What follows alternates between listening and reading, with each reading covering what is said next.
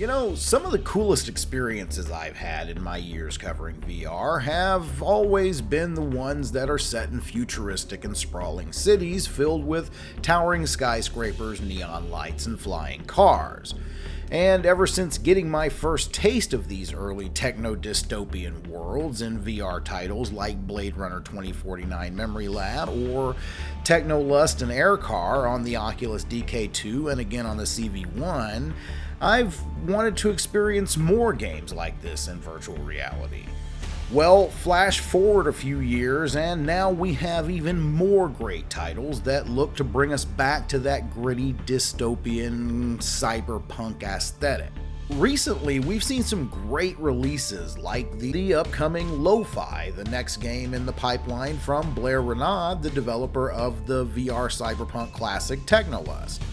Now, these recent releases do require a powerful PC to play though, so what about standalone VR headsets?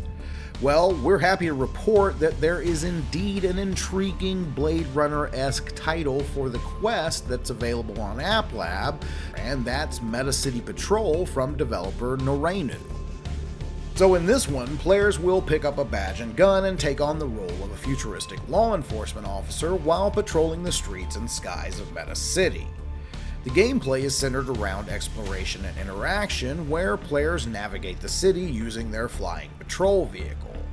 Receiving missions from HQ via the in-car radio, they will also embark on a series of tasks which include courier missions as well as engaging in combat with criminals and rogue synthetics. The city is vast with several waypoints to explore, each with its own look and central attraction.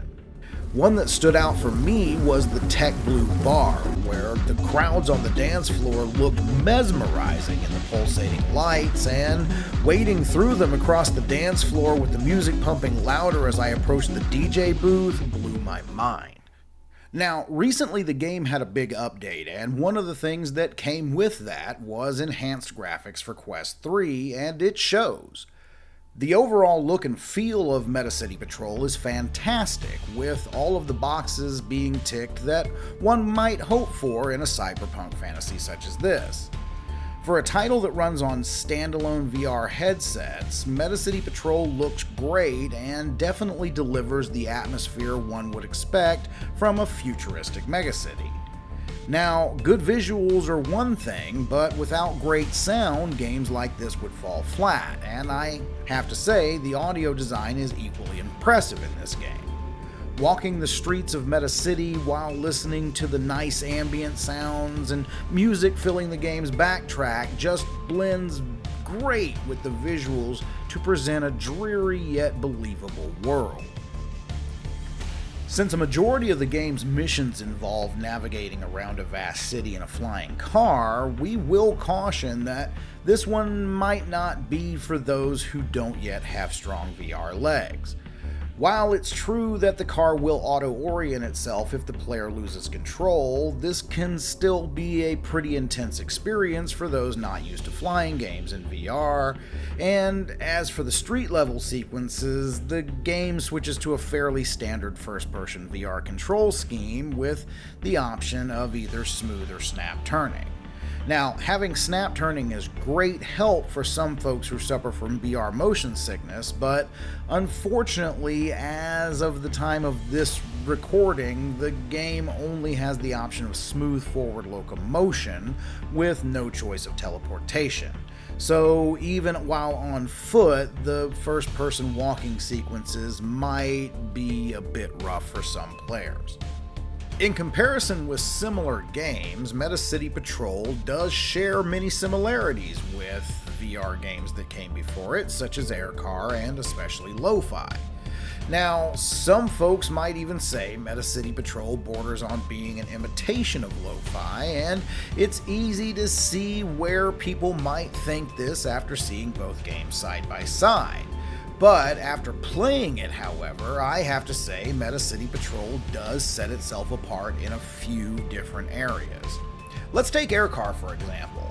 Like Metacity Patrol, Aircar is a VR game set in a sprawling, futuristic city. However, in Aircar, the game focuses more on the singular experience of flying a hovercar through the cityscape, putting less emphasis on interaction and combat. In contrast, Metacity Patrol offers a variety of activities and challenges outside of just the flying sequences.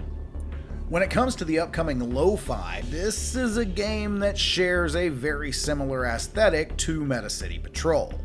Both games feature cyberpunk-inspired cities steeped in atmosphere and filled with neon lights clinging to towering skyscrapers, and both games have you in the role of a futuristic cop patrolling your city in a flying car, so there's no doubt that Metacity Patrol is similar to Lo-Fi in many ways.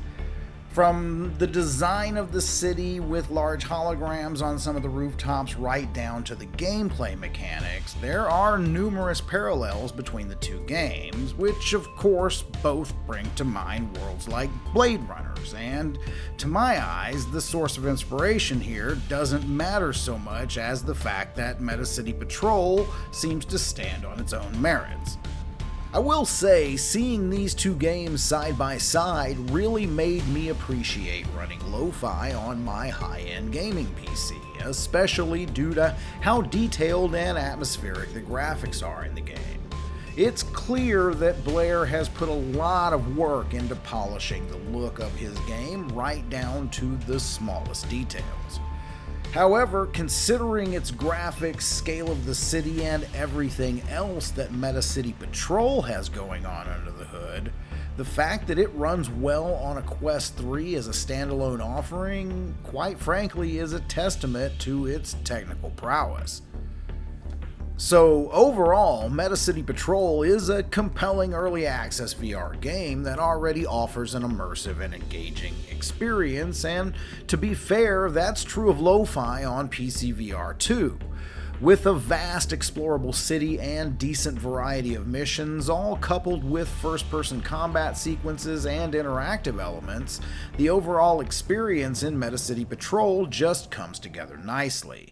While the game is currently in early access, the developers seem to be active with updates and community engagement, so we look forward to seeing what Norainu adds to the game as it makes its way towards a final launch.